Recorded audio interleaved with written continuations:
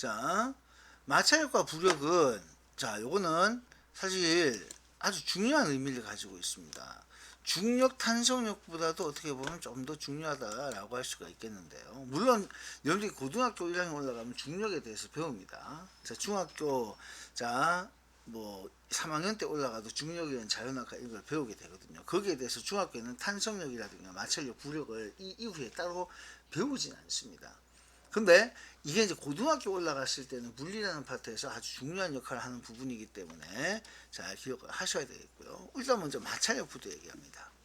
마찰력은 일반적으로 운동을 방해하는 힘입니다.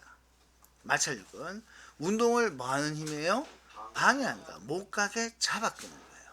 일반적으로 마찰력은 운동을 방해합니다.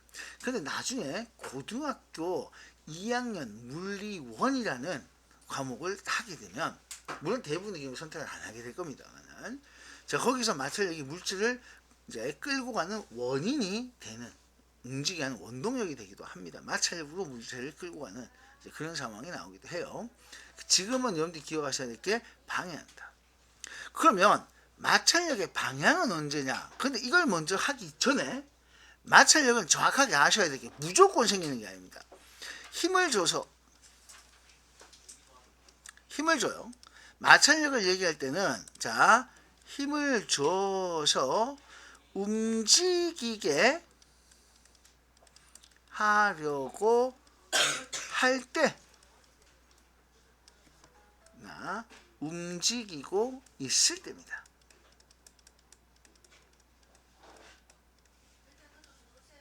자, 마찰력은 언제 생기느냐가 중요합니다. 일단 이걸 먼저 알아야 돼요. 그 마찰이 늘 있는 게 아닙니다. 움직이게 하려고 할 때 혹은 움직이고 있을 때 생기는 겁니다. 자, 예를 들어서 이 물체를 여기 수평면에 가만히 올려놨습니다. 그럼 가만히 올려놨으면은 아무도 힘 안 주고 있죠? 그죠? 마찰력이 얼마일까요? 0입니다. 마찰력은 0이에요. 무슨 얘기인지 알겠어요? 안 생겨요. 내가 근데 밀어. 10N을 줘서 밀어. 근데 밀었는데 안 움직여. 그때 마찰력 얼마게요? 10N이 돼요. 그래서 정지해 있을 때, 물체가 정지해 있습니다. 자, 힘을 줬는데 정지했을 때, 그때는 언제냐? 힘의 방향과 반대 방향입니다. 운동하고 있을 때 운동 방향과 반대 방향입니다. 자, 이때 중요한 것은요. 자, 적으세요. 자, 힘의 방향과 반대 방향이라고 했을 때 정지해 있을 때는 얼마만큼 생기냐? 내가 준 힘만큼 생깁니다. 자, 내가 준 힘만큼 생깁니다. 이게 바로 정지해 있을 때입니다. 얼마만큼 생긴다고요? 내가 준 힘만큼 생깁니다. 자, 내가 10 줘서 그런데 안 움직였어. 그럼 마찰력이 10. 근데 똑같은 상황에서 20을 줬어. 그래도 안 움직였어. 마찰력은 20. 똑같은 상황에서 30을 줬어. 그래도 안 움직였어. 여전히 마찰력은 30. 이렇게 되는 거예요. 그러니까 내가 준 힘만큼 생기는 것이 바로 마찰력이 되겠습니다. 알겠죠? 자, 이거 중요해요. 근데 움직이고 있을 때, 운동하고 있을 때 움직이는 반대쪽 생기는데, 요거는 자, 운동 마찰력이라고 해서 항상 요거는 어떤 일정한 값만큼 늘 생기게 됩니다. 요거는 정해진 값이 있어요. 막 바뀌는 건 아니에요. 딱 정해진 값이 있습니다. 요거는 정해진 값만큼 생깁니다. 근데 우리가 자, 여러분들 이 정해진 값이 얼마나 되는가는 이제 고등학교 올라가서 실제로 배우시게 돼요. 여러분들은 바뀌는 교육과정이 혹시 무슨 교육과정인지 알고 있어요? 지금 현재 교육과정은 2015 교육과정인데 여러분들은 2022 교육과정입니다. 2022 교육과정 고등학교 올라가면 이걸 옛날에, 아주 옛날에 내가 학교 다닐 때 배웠던 것처럼 깊이 있게 배우시게 됩니다. 그래서 고등학교 올라가면 과학이 장난이 아닙니다. 지금 배우는 과학은 과학도 아니라는 거예요. 많이 어려워집니다. 자, 그래서 그것 때문에 내가 이 정도까지 얘기를 하는 거예요. 일단 여러분들 운동하고 있을 때는요, 정해진 만큼 생깁니다. 이 마찰력의 이름을 우리는 뭐라 그러냐면은 요걸 운동 마찰력이라고 얘기해요.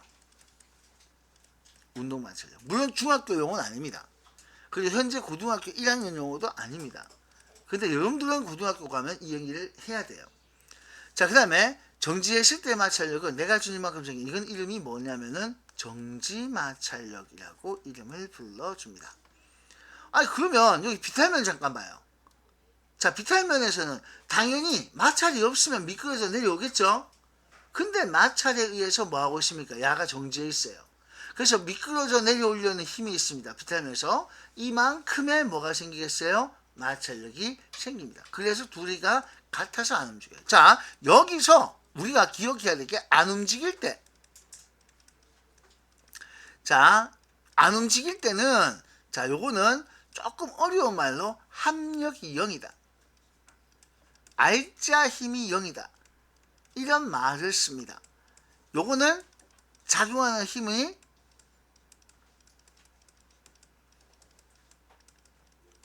모두 상쇄가 돼요.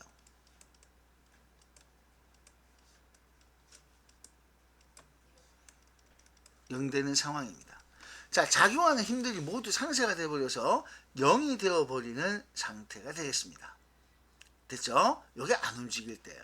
그러니까 힘을 안 주면은, 주는 힘이 없으면은 내가 주는 힘이 없으면 마찰도 0이 되는 거고, 근데 내가 10을 줬어, 혹은 지구가 10으로 당겼어, 이런 식으로 자 힘이 작용하게 되면 그래도 안 움직였으면 그때 마찰력으로 그만큼 상쇄를 시켜주시면 됩니다. 그래서 안 움직일 때는 자 물체가 딱 멈추고 안 움직여요. 이렇게 안 움직일 때 합이 0이거나 혹은 알짜 0이다 이런 말을 쓰거든요. 모든 힘이 상쇄되어서 0되는 상황이 되는 겁니다. 요거까지 기억을 해주세요. 여러분들 우리 지난번에 탄성력 얘기할 때 용줄에 매달려 있어요. 얘 물체가 10N짜리입니다. 밑으로 중력 얼마였어요? 응? 밑으로 중력 얼마였어요? 10N 있겠죠? 그럼 위로 탄성력이 생깁니다. 탄성력이 몇 N이겠어요? 10N 되겠죠. 됐습니까? 이렇게 돼요. 그래서 둘이가 같아서 이게 안 움직이는 거예요. 됐나요? 자, 이런 식으로 안 움직이는 거라면은 물체 양쪽으로 자 분명 두 힘이 0이 되는 겁니다. 같아서 자 그래서 어떤 물체가 정지한 물체라고 쓸게요. 정지해 있는 물체. 자 물체 양쪽으로 작용하는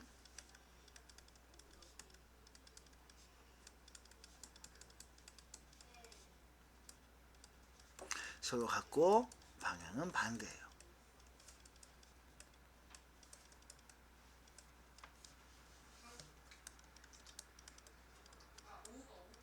자, 이렇게 해서 자, 이걸 상쇄해야 된다라고 해요. 여러분들 생각하면 쉽게 알 수 있어요. 이쪽 10 주고 이쪽 10 주면 이 물체는 실제 얼마 받은 셈이에요? 양쪽으로 이렇게 10 받아서 10 줬어요. 얼마 받은 셈이야? 이거 0이죠, 그죠? 맞죠? 양쪽 10 줘버리면 이거는 결국 안 받은 셈이 돼요. 자, 이걸 생각하면 돼요. 이쪽 10 주고요. 이쪽 10 줬어요. 이거 얼마겠어요? 이건 20이겠죠. 맞죠? 이렇게 생각하면 됩니다. 같은 방향이나 반대 방향이나 우리가 정수 계산하는 거와 똑같아요. 요거는 합이 얼마가 되냐? 합이 0이 되는 거고요. 얘는 합이 얼마 되냐? 합이 20 되는 거예요. 자, 이렇게 단순하게 여러분들 보시면 됩니다. 그러니까 물체를 놔두고 자, 물체를 놔두고 힘을 이렇게 합쳐 보시면 돼요. 작용하는 힘의 크기가 서로 같은 방향의 반대면 상쇄가 된다. 정지해 있으면 항상 상쇄. 크기 같고 방향 반대 이렇게 되는 상황이다. 자, 힘을 가지고 정지할 때 마찰력은 작용한 힘의 크기와 같다. 내가 방금 얘기했던 거예요. 그죠? 근데 이런 마찰력이 자, 어디에 영향을 받느냐? 무게에 영향을 받고요. 거칠기에 영향을 받습니다. 자, 요거는 물체를 한 개 냅두냐, 두 개 냅두냐 있죠? 무게입니다. 자, 이 무게가 무거울수록 마찰력이 커요. 무거울수록 마찰력이 큽니다. 그 다음에 하나는 매끈한 면이고 하나는 거친 면이에요. 사포 같은 거 깔아서. 거칠수록 거칠기가 영향을 줍니다. 거칠기가 자, 마찰력을 크게 만듭니다. 이 두 가지로 이렇게 만들어 주는데요. 나중에 고등학교 올라가시면은 이 물체 무게를 뭐라 부르냐면은 수직항력이라는 용어를 쓰고요. 거칠기를 마찰계수라고 얘기를 하게 돼요. 따라서 자, 우리가 자, 이제 지금 중학교에서는 배우진 않지만은 근데 일부 학교에서는 이걸 가르치기도 합니다. 저기 S 중학교 남학교 그죠? 거기서는 마찰력을 마찰 계수 곱하기 수직 항력이다 이렇게 식을 가르쳐 주기도 해요. 즉 곱하기 수직 항력이다 이렇게 쓰게 되거든요. 아니 그런데 요게 바로 뭐가 결정하냐면은 면이 종류가 결정해요. 면이 종류. 자, 면이 결정하는 부분이 마찰 계수와 불리는 거칠기입니다. 이 면이 어떤 면이냐? 자, 이렇게 면에 의해서 결정되는 것이 바로 마찰 계수다. 이 정도만 기억하시면 돼요. 알겠습니까? 됐어요? 자, 그 다음에 여기 아주 중요한 말이 나오는데요. 같은 물체라도 빗면의 기울기가 크면 접촉면의 거치가 거칠수록 마찰력이 크다. 자, 물론 이거 빗면을 정지했을 때. 자, 급한 기울기. 자, 이제 여기도 보세요. 요 상태하고요. 이게 기울기가 더 급합니다. 이렇게. 이런데 물체가 딱 있어요. 자, 그러면 이 밑으로 미끄러지는 힘이 이건 어떻게 나오게요? 자, 요 경우보다 더 크게 나옵니다. 그럼 이때 마찰력도 어떻게 되겠어요? 정지했다면은 자, 이 미끄러지려는 힘보다 자, 마찰력이 자, 만약에 이게 마찰력이 더 클 수는 없어요. 만약에 미끄러지는 힘 있죠? 이게 더 크면 밑으로 내려오겠죠? 근데 만약에 여기 정지해 있다면은 이 두 힘은 같은데 이 미끄러지는 힘이 여기 경사가 완만할 때보다는 힘이 어떻게 되겠어요? 요때 미끄러지는 힘보다 이건 더 경사 급할 때가 더 크게 나오는 겁니다. 알겠죠? 이렇게 비교하시면 돼요. 그럼 요때도 마찰력은 요만할 거예요. 지금 내가 일부러 글자 크기로 힘의 크기를 비교하고 있는 거야. 됐어요? 그래서 요렇게 힘이 마찰력이 작고 자, 이 미끄러지려는 힘이 작으니까 마찰력도 작고 이 힘이 크니까 마찰력도 크다. 둘 다 정지했을 때는 이런 상황이 됩니다. 자, 그 다음에 접촉 면적의 넓이. 자, 이 넓이하고는 마찰력은 상관없습니다. 즉 이거는 나중에 여기 말고 실험이 하나 더 나오는데요. 자, 이 상자를 이렇게 요렇게 냅두고 끌고 가는 거랑 얘를 요렇게 세워요. 그럼 단위 면적이 확실하게 차이는 나잖아. 그지? 맞죠? 이때는 마찰력이 똑같습니다. 알겠어요? 그래서 단위 면적과는 무관하다. 요때나 끌고 가는 힘은 동일합니다. 그래서 끌고 가는 힘은 똑같다. 자, 그 이유는 바로 여기서 10N이 들면 얘도 똑같이 10N이 든다는 얘기야. 왜 똑같으냐? 바로 접촉 면적과는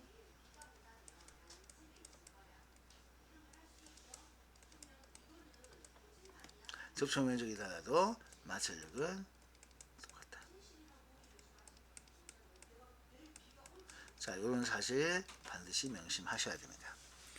자, 그리고 마찰력을 이용하는 거는 요거는 마찰이 크면 좋은 경우가 있고 작으면 좋은 경우가 있어요. 그래서 크게 하는 것은 자, 미끄럼 방지. 자, 마찰 작게 하는 건 미끄러운 거. 그래서 마찰 작게 하는 게 좋은 거는 미끄러운 상황이에요. 미끄러운 상황. 그래서 미끄러운 게 좋은 게 어떤 경우냐 이거고요. 마찰력 크게 하는 거는 오히려 거친 거. 미끄러운 것보다 거친 상황을 이렇게 판단하시면 됩니다. 자, 이런 것들. 자, 그래서 자, 우리 보통 자동차 같은 거 갈 때 도로는 마찰이 클수록 좋습니다. 맞죠? 혹시 육상 선수들 여러분들 그 달리기 할 때 마찰력을 신발의 마찰력을 크게 할까요? 작게 할까요? 신발 마찰력을 크게 해야 됩니다. 크게 해야 돼. 안 가면 미끄러져요. 맞죠? 여러분들 이거 하면서 그냥 얼음판에서 뛰어간다고 생각해봐. 작살 납니다. 그죠? 뛰지를 못해요. 네, 이렇게 되는 겁니다. F1 타이어는 왜 그거예요? 다른 건 타이어에 홈이 많은데 F1 타이어는 홈이 왜 없어요? 자, 지금 자, 뭐 이 F1 타이어가 뭔지 일단 여러분들 F1 타이어가 뭔지부터 얘기를 좀 알아야 될 것 같은데요. 자, 우선 일반 타이어는요.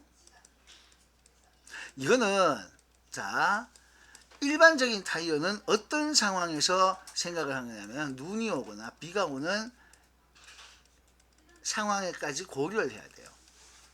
자, 그런데 타이어 면이 이렇게 자 매끈합니다. 그러면은 여기 물기가 있으면 얘가 거의 어떻게 되겠어요? 뜨죠? 떠요? 떠버리죠. 물기에 의해서 얘가 떠버리는 형태가 돼요. 그래서 이걸 떠버리는 모습, 그러니까 물기가 그 사이에 스며들기 때문에 암만 이렇게 해도 물이 한 층은 있을 거 아니야. 바닥하고 물기 싹 다 날아가고 바로 붙진 않을 거 아니야, 그죠? 맞죠? 그래서 요거는 마찰 계수가 굉장히 요게 작다라고 얘기해요. 다 가지게 만듭니다.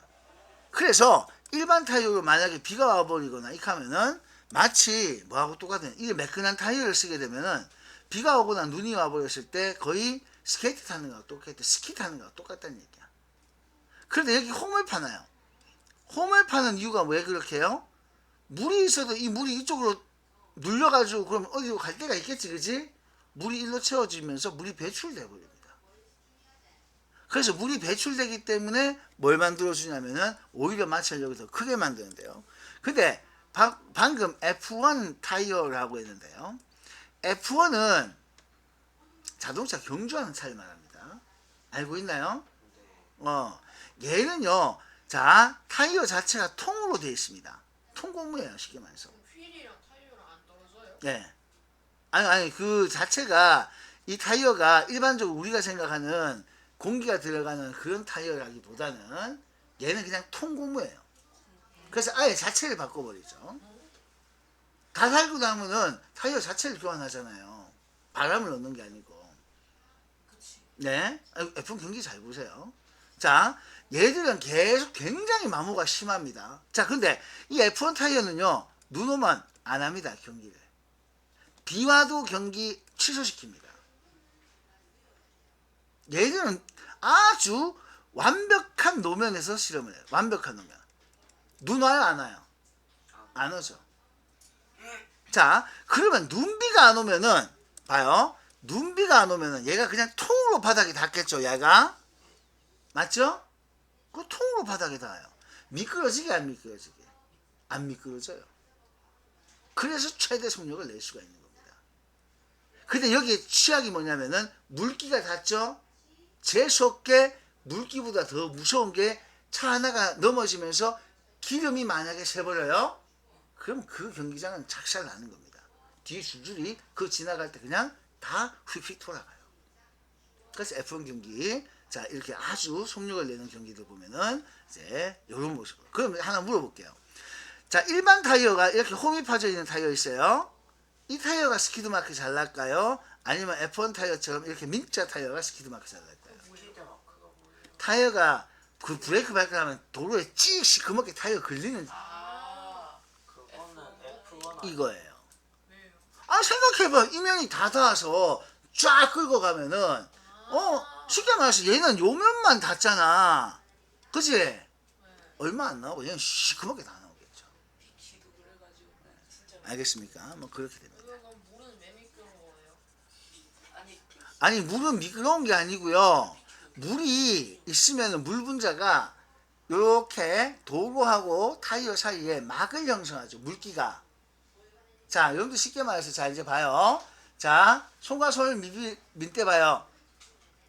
자, 이거 민대면 미끌미끌하죠? 내 살과 살입니다. 여기 침 한번 뱉어봐. 발라봐. 뻑뻑하죠? 맞잖아요. 아니, 뭐가 있잖아. 그게 바로 물기야. 그치?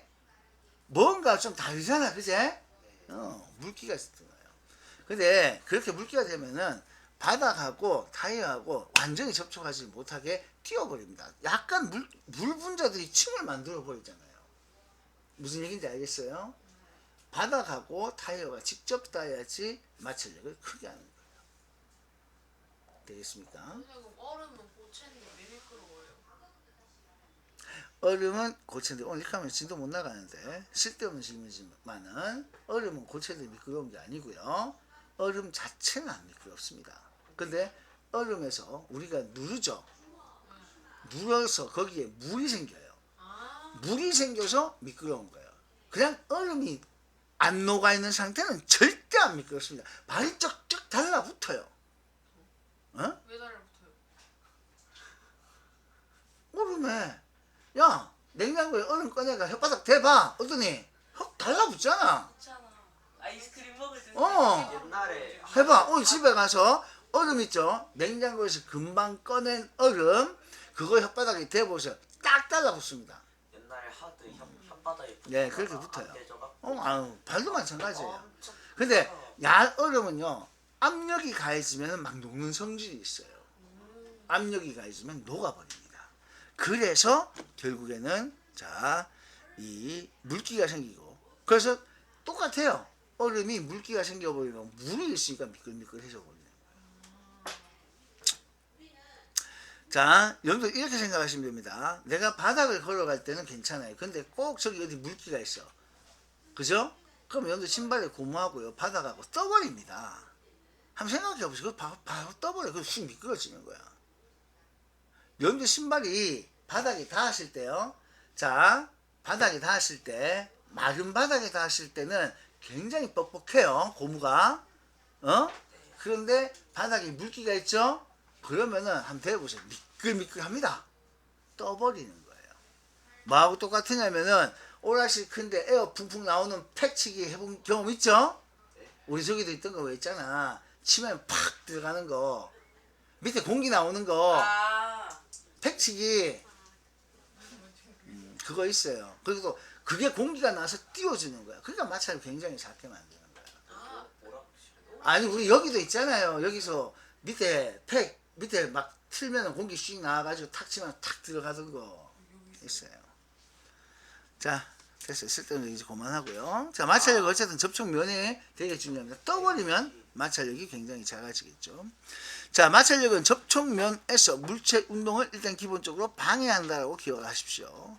따라서 운동하는 방향이 있으면 운동하는 방향과 반대 방향, 힘을 줬으면은 힘을 준 방향과 반대 방향. 야, 이거 다 못 끝내면 이거 안 되는데. 자, 자, 여러분들 좀 빨리빨리 좀 가야 되겠네요. 마찰력 크기는요, 물체가 무거울수록 재질이 거칠수록 커집니다. 됐어요? 무거울수록, 거칠수록. 요거는 기억할 수 있어야 되겠죠? 자, 정지한 물체를 20N으로 당겼어요.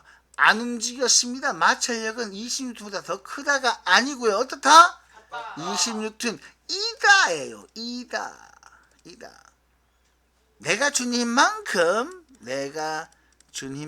생깁니다. 광현아, 어떻게 생긴다고? 생긴다. 자, 내가 준 힘만큼 생깁니다. 면적이 넓다고 마찰력 커지는 거 아닙니다. 면적 무관이라고 적으세요. 면적하고 상관이 있습니까? 없습니까? 없습니다. 비탈면에 놓여 있어요.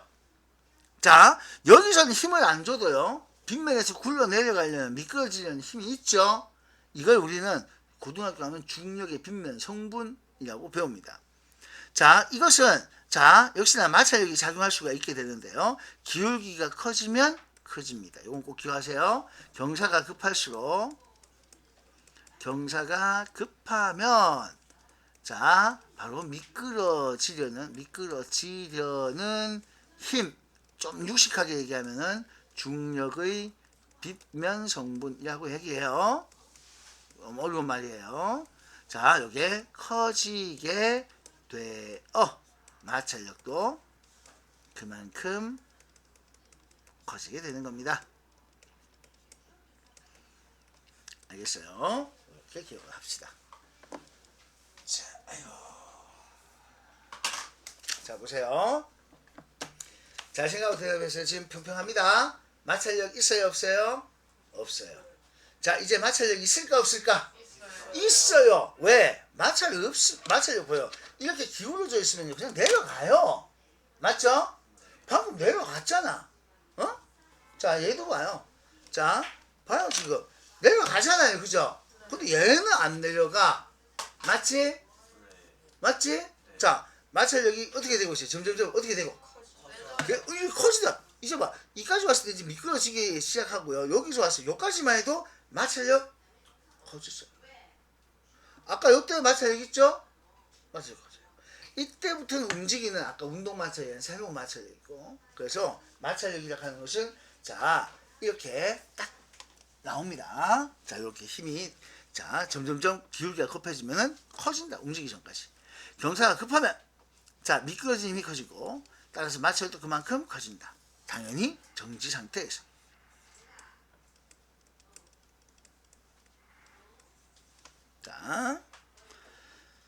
자, 여기서 베어링감, 이제 여러분들 이걸 생각하면 돼요. 작을수록 클수록 이걸 판단하는데요. 창문에, 자, 잘 열리는, 창문은 잘 열려야 좋아요? 안 열려야 좋아요? 안 열려. 잘 열려야 되겠죠. 매끄럽게 싹 열려야 되겠죠. 이건 작을수록 좋은 겁니다. 자, 고무로 된 거. 고무 이거 해주면은 안 자빠지죠. 그죠? 이건 마찰을 크게 만든 겁니다. 횟가루, 아 뭐예요? 손에다가 팍 하는 거 있잖아요. 클라이밍. 요거는 크게 만듭니다. 한박가루. 자, 이거, 자, 미끄럼 방지 패드 붙였습니다. 크게, 자, 미끄럼 방지 크게 하는 거예요. 자, 미끄럼틀에 물 뿌립니다. 미끄러워. 이거 한번 생각해봐. 이 미끄럼틀 타본 적 없어요? 그거 물 안 뿌리면요. 뻑뻑뻑, 살이 맨살이 다 뻑뻑뻑 거리면서 잘 안 내려가요. 근데 물 푹 뿌니까, 아, 이거 쑥 내려가죠. 바로 미끄럼틀과 이 피부 사이에, 그죠? 띄워지는 거예요. 물기가 직접 닿는 걸 막아주는 거예요. 자, 볼펜 손잡이 고무로 만듭니다. 고무를 쓰게 되면 마찰을 크게 하는 거예요. 안 미끄러지게. 기름칠하면 미끄럽게 만드는 거죠. 작게 하는 거예요. 자, 공기 부양선은 물 위에 살짝 떠서 떠버리면요. 마찰이 어떻게 되겠어요? 작아지는 겁니다. 공기 부양선이 뭐예요? 아까 얘기했잖아요. 에어크래프트라고 해서 밑에 공기 바로 나오는 거. 그건 밑으로 공기를 쌓아갖고 올라가요. 네. 아니 쌓아가지고 약간 뜨는 거야. 우리 이벤트 데이 할 때 패치기 해봤잖아. 조그만 거 전원 크면은 밑에서 공기가 나오고 그래서 확 가는 것처럼 그거랑 공기 부양선이랑 같은 원리예요. 아, 같은 원리. 네. 됩니까? 네. 이 흔히 우리가 수육 양용이라고 얘기하는 거예요. 얘가 육지에 올라가면 밑에 공기가 나오죠. 네. 공기 가지고 자 약간 띄워서 그렇게 막 추진해서 가는 거예요. 오. 바람 뒤로 확 부니까. 낭만. 타고 싶다. 자 이제 자 마찰력은 우리가 알고 있어서 경험을 할 수 있는 건데 부력은 경험을 잘 못한 겁니다. 자 근데 부력은요 정확하게 명칭을 알아야 됩니다. 부력의 정확한 정의를 알아야 돼요. 한번 배울 때 제대로 배워둡시다. 부력의 원칙적인 정의는요 잠긴 부피만큼의 물 무게로 떠받치는 힘이에요. 자, 잠긴 부피만큼의 물무게로 떠받치는 힘이 부력입니다. 자, 부력 정의 따라갑시다. 부력이 뭐라고요? 잠긴 부피만큼의 물무게로 떠받치는 힘. 자, 이 방금 말을 잘 들었으면요. 여러분들이 자, 요게 있고요. 요게 있고요. 요 같은 공입니다.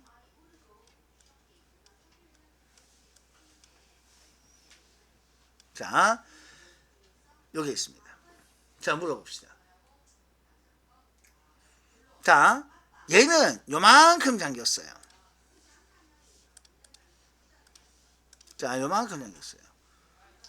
자, 그 다음 요는 요렇고요. 근데 얘는 여기 있고요. 얘는 여기 조금 더 내려와 있습니다. 자, 부력을 한번 비교해 볼까요? A, B, C라고 합시다. 자, 부력은 어떻게 되게요? CBA 순으로 큰 거 아니에요? 자, A는 잠긴 부피가 적죠? 네. 자, A, B, C 일단 써놓을게요.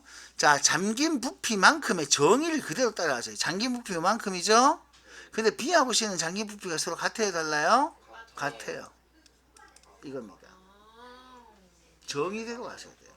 아니 여기 이 말을 백날 적어줘봐야 뭐야. 머릿속에서 이게 안 들어가 있으면 안 돼. 내가 적어줬잖아. 뭐라고? 잠긴 부피만큼의 물무게로 떠받치는 힘.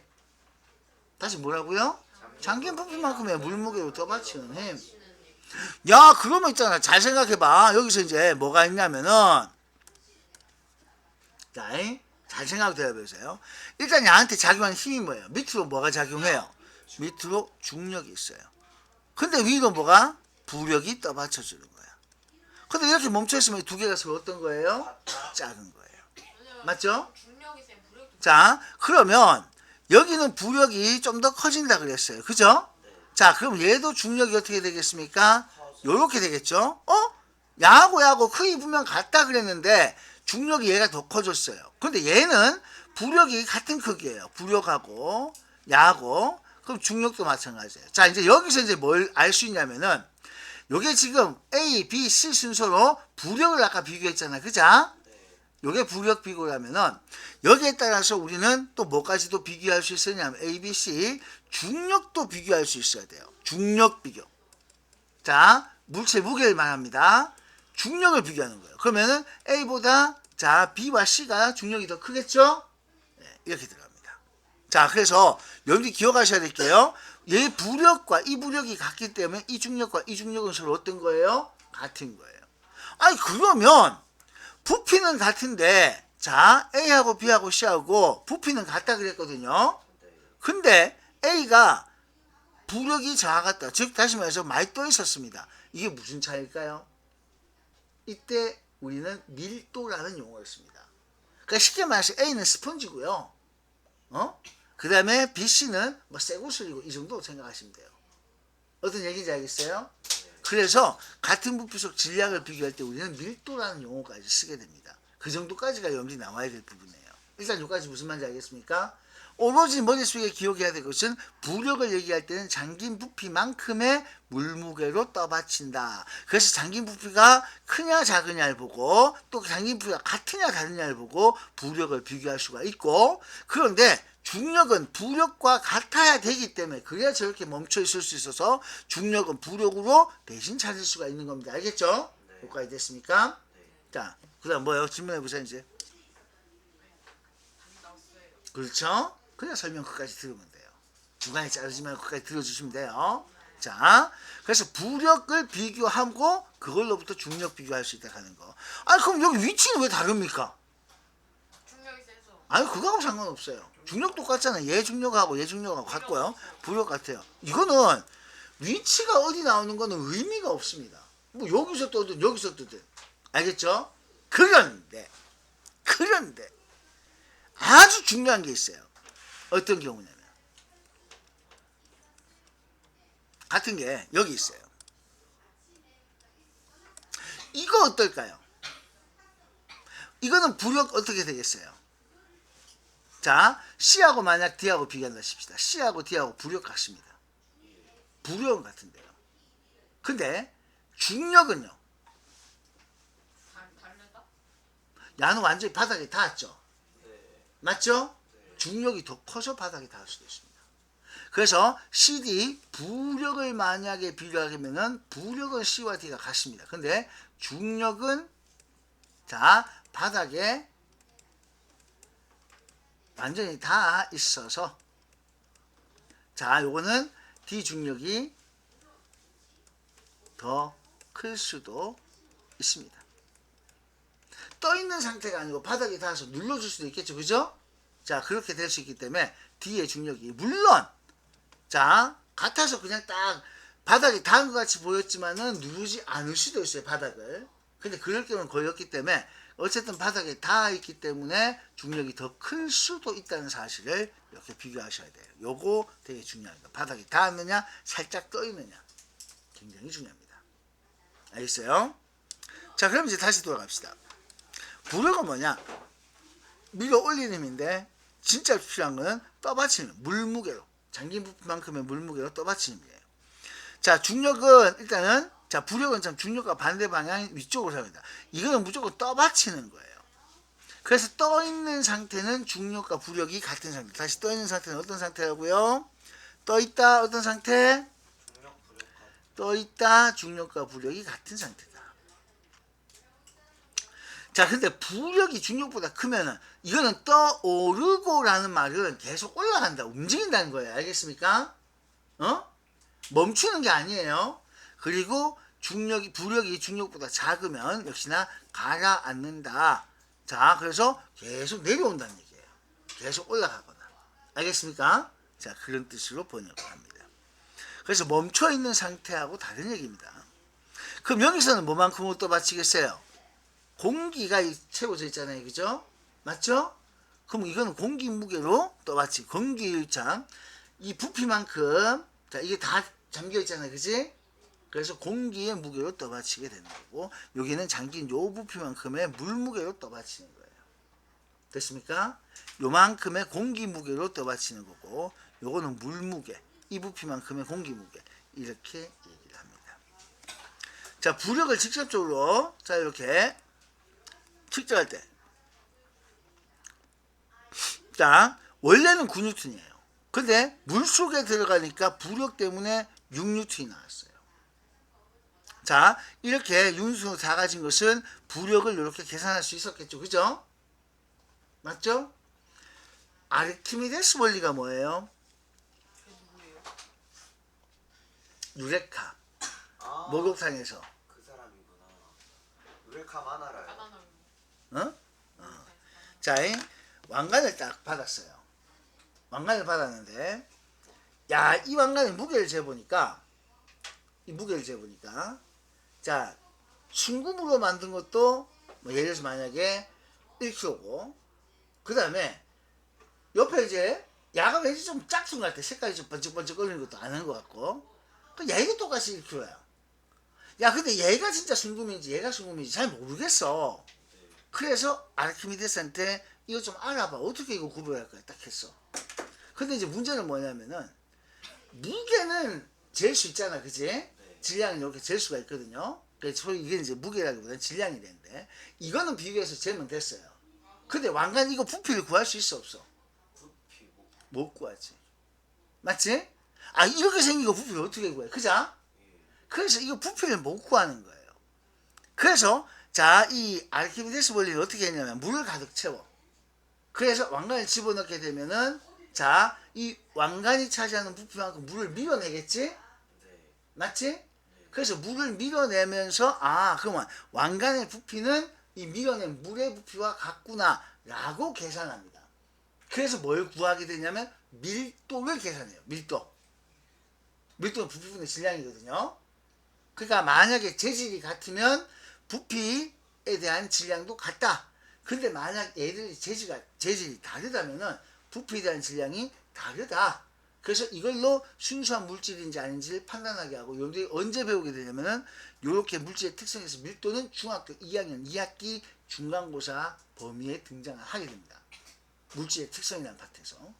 이게 굉장히 어려워요. 그러면 밀도가 제일 잠깐만요. 자, 그렇게 해서 밀도를 조사함으로 해서 요걸 판단하는데, 그 밀도가 나오게 된 배경이 바로 부력이에요. 처음에 우리는 중학교 와서 밀도를 가지고 얘기한다 하지만, 실제 아르키미데스는 어떻게 했냐면은, 지가 물에 들어갔을 때 목욕물이 넘친 거 보고 부피를 측정할 수 있다라고 생각했는데, 그때 등장하는 게 실제로 이 부력입니다. 자, 물속에 넣어버리면요, 자, 실제로 부피가 다를 수가 있잖아. 그치? 맞지? 자, 그러면 뭐가 다르게 나오겠어요? 얘 부피하고 얘 부피가 달라. 얘가 부피가 10이고 얘가 부피가 12야. 그러면 부력도 누가 더 크게 나오겠어요? 12짜리 부력이 더 커. 그러니까 밖에서는 똑같이 9N이야. 근데 물속에서 딱 재보니까 하나는 9N이 아니야. 하나는 예를 들어 부력 때문에 6N이면 하나는 5N 되는 거야. 뭐 이런 식으로 차이가 나겠죠. 그죠? 그걸 보고, 아, 이거는 부피가 더 크구나 작구나, 이렇게 얘기합니다. 실제 아르키미데스는 바로 부력을 이용해서 순수한 정도를 파악을 했어요. 밀도까지가 안 가고요. 근데 여러분들이 중학교 2학년 때 밀도 얘기가 아르키미데스 얘기로 등장을 하기도 합니다. 근데 방금 이 얘기는 여러분들 몰라도 돼요. 알겠어요? 예. 다만 지금 밀도를 배운 적이 없기 때문에 모르는 거야. 뚱한 표정을 지을 필요는 없고요. 자, 이걸 이렇다는 것은 어릴 때 아르키미데스라는 이 책 자체를 안 읽어봤다는 얘기가 되는 거예요. 오늘 집에 가서, 자, 집에 있는 책을 뒤져서 아르키미데스가 누군지 찾아보시기 바랍니다. 알겠죠? 그 사람 책을 읽으면은 물에 들어가고 부력 측정하고 부피 측정하고 밀도 얘기 나오고 왕관 얘기 나올 겁니다. 유튜브만 검색해봐도 나와요. 유튜브에 아르키미데스 원리 딱 하면은 내가 기억하기로는 만화로 이렇게 나온 것도 있었어요. 자, 그 다음에 부력의 크기. 자, 부력은, 자, 이렇게 측정합니다. 물 밖에서 무게에서 물 속에서 무게를 빼면은 부력이 측정된다.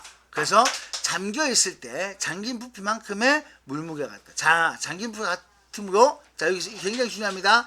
잠긴 부피와 같으면 부력도 같습니다. 꼭 기억하셔야 돼요. 잠긴 부피가 크면은 부력이 커집니다. 바로 잠긴 부피만큼의 물무게이기 때문에 그렇습니다. 아시겠어요? 됐습니까? 잠긴 부피만큼의 물무게 이렇게 파악을 합니다. 자, 그리고 잠수함 원리하고 요거는 자, 화물선이라든가 이런 얘기 나오는 거는 여러분들 교과서나 이렇게 있는 거 보고 파악을 하시면 되는데 이것도 내용이 핵심이 이거예요. 자, 부력의 크기를 짜지만은 무게를 조절해서 봐.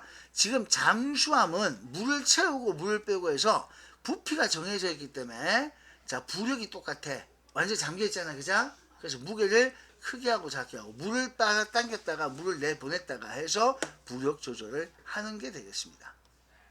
됐죠? 자, 이런 모습 기억하시고요.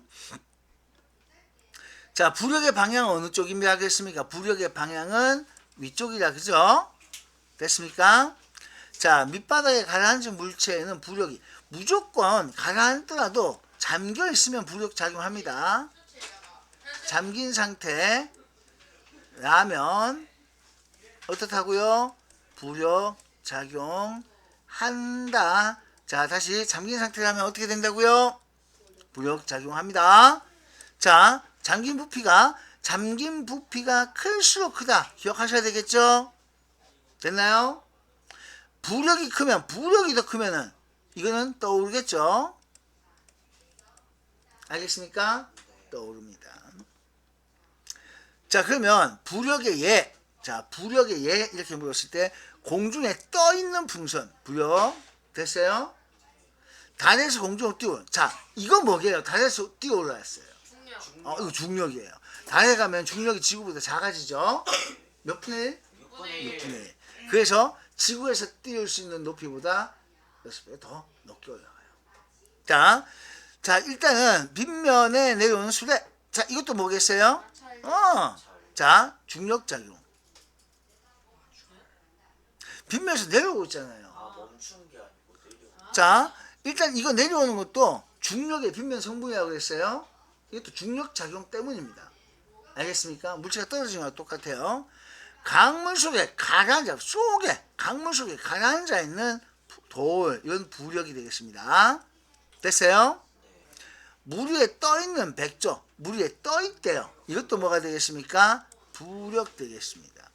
자, 얼음 위에서 타는 썰매, 얼음 위에서 이거는 뭐겠어요? 마찰력? 이거 마찰력입니다. 얘는 마찰력으로 가요. 알겠습니까? 자, 잘 보세요. 원래는 10N입니다. 얘는 요만큼 잠겼어요. 그래서 8N이니까 부력 얼마겠어요? 2N이고요. 얘는 이만큼 많이 잠겼죠? 그래서 부력이 얼마겠어요?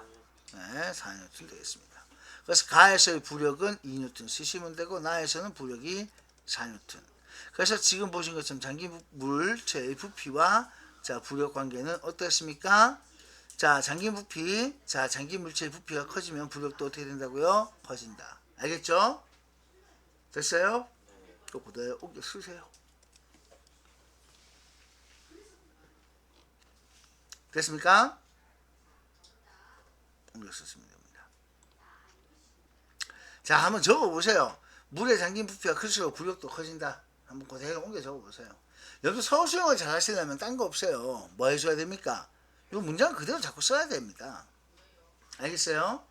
문장 자꾸 쓰는 연습을 하셔야 됩니다. 됐습니까? 네. 자, 쭉 해서 빈칸 채우기 해주고요. 자, 요거 한번 봅시다. 여기 2번 문제 그림 한번 볼게요. 자, 요 그림을 보시면은 자, 여기 잘 보세요. 나무판이 있고 유리판하고 딱 깔아놨어요. 실험을 비교할 때는 뭐가 중요하냐면요. 자, 기준이 하나 있어야 돼요. 거기 기준에 대해서 달라지는 게 뭐가 있을까 하는데 요 지금 달을 기준해서 얘는 반대기 깔랐고 요거는 세웠고 하나 더 올렸죠. 그죠? 맞죠? 그래서 요렇게 기준이 되는 실험 세트가 있습니다. 혹시 이런 걸 뭐라 부르냐면요. 대조군이라고 얘기합니다. 대조군. 물론 중학교 용어는 아니에요. 이걸 대조군이라고 해요. 얘하고 비교하는 거야. 그럼 얘는 뭐가? 거칠기 비교겠죠? 맞죠? 자, 요거는 접촉 면적 영향입니다.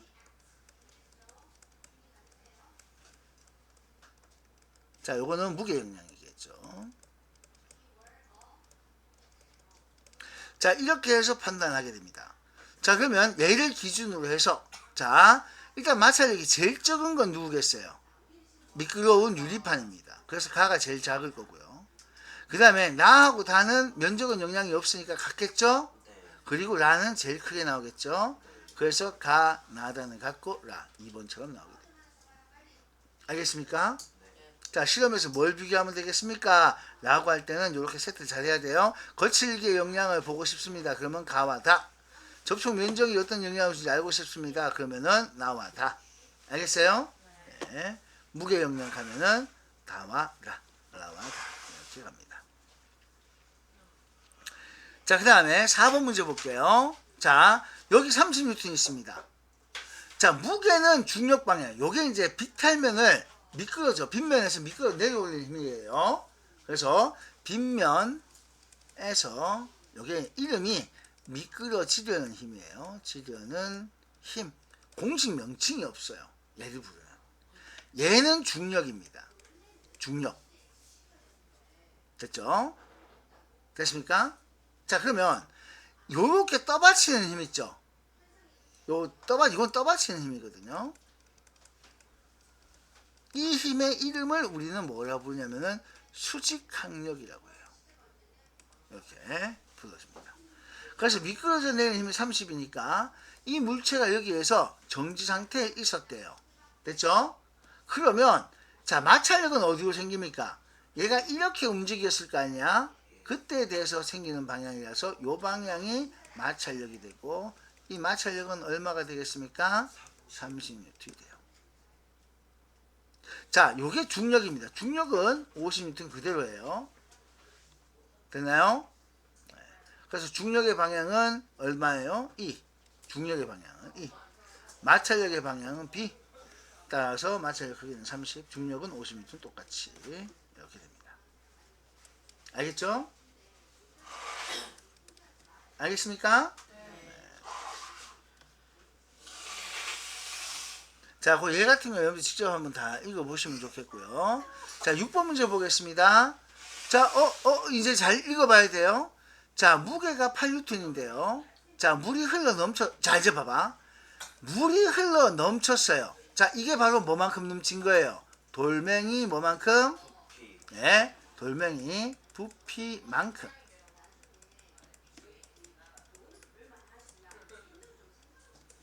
자, 돌멩이 부피만큼 넘친 물이에요. 자, 이게 바로 뭐예요? 요 무게가 뭐와 같아요? 잠긴 부피만큼의 물무게와 같죠? 맞죠? 그래서 요 무게가 잠긴 부피만큼의 물 무게로 부력과 같다. 요거 굉장히 중요한 문제입니다. 따라서 흘러 넘쳤고 그게 2N이야. 그럼 이 2N이 부력이 되는 거야. 자, 그래서 돌멩이에 작용한 부력은 얼마냐? 바로 잠긴 부피만큼 흘러 넘친 물무게가 되겠습니다. 그럼 여기는 몇 N이 나오겠어요? 눈금이? 자, 밑으로 중력이 자 8N이 있었지만 위로 떠받치는 부력이 있었죠. 그죠? 2N. 따라서 또 위로 용철 잡아주니까 탄성력도 있습니다. 그래서 이 탄성력은 몇 N 하면 되겠어요? 6N 하면 되겠죠. 자, 그래서 이 용철 눈금은 6N이 나오게 됩니다.